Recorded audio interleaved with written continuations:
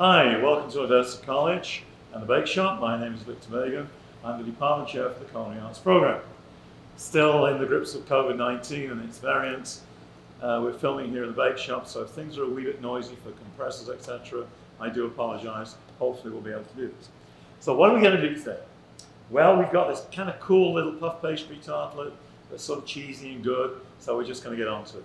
If you want to make puff pastry, knock yourself out. Otherwise, go to the grocery store, go to the frozen food section, and you will find it in a box. If you can, I would tell you to put the box in the refrigerator the day before so it can kind of slack out. Don't worry. Roll your puff pastry out, cut it into appropriate size and shapes. Sizes up to you, shapes up to you. Trick now, though, is we just do a little incision. So we're basically cutting kind of a frame. Take our fork, dot the inside, and then on the outside of the frame, a little bit of beaten egg. Don't worry if it spills over, life's not going to come to an end. Sesame seeds. Now, if you want to do poppy seeds or something different, feel free. When you've got a nice little coating, onto your baking tray, and then these are going to go in the oven at about 350, and they'll take about 10-12 minutes. Look at the recipe. Golden brown is what you're looking for. And then if everything went to plan, this is what we get back out. As you can see, those are nicely baked. And while they're baking, we're going to take ricotta and get the full fat ricotta. I've got light here, but I prefer full fat. Feta. And this is crumbled, but if you buy the block, you can, of course, crumble it yourself. Now, you're probably wondering, why do we want two different cheeses? Truthfully, combination of flavor and texture.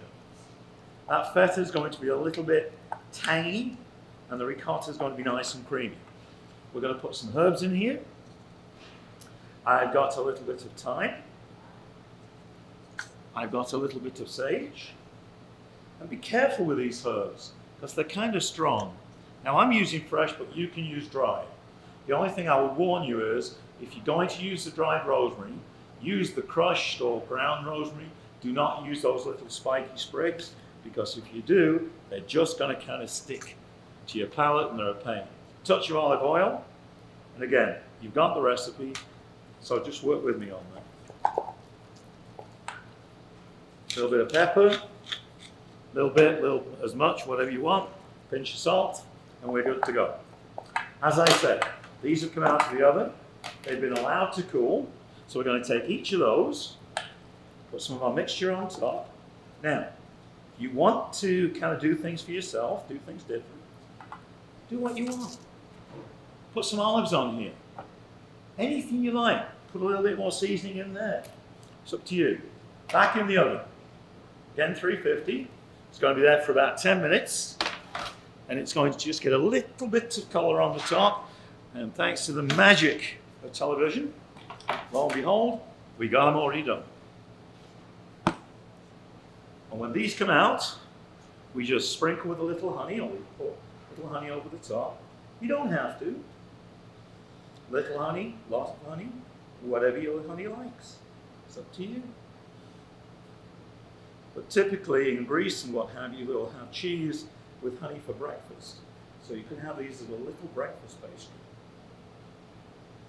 I'm going to finish all these because I know my camera crew is going to be scoffing them, and I always get a little worried I'm going to lose my hand. And having said that, I really should say, you get to see me doing this, and it's kind of fun for me. But I got a lot of wonderful people behind the scenes who make this all possible. Not to mention our great friends over at CBS 7. We just couldn't do this without them, and we're very, very appreciative. There we go. So, whoops. Word of caution, don't grab a hot tray. So what do you think? Enjoy. Look forward to seeing you next time.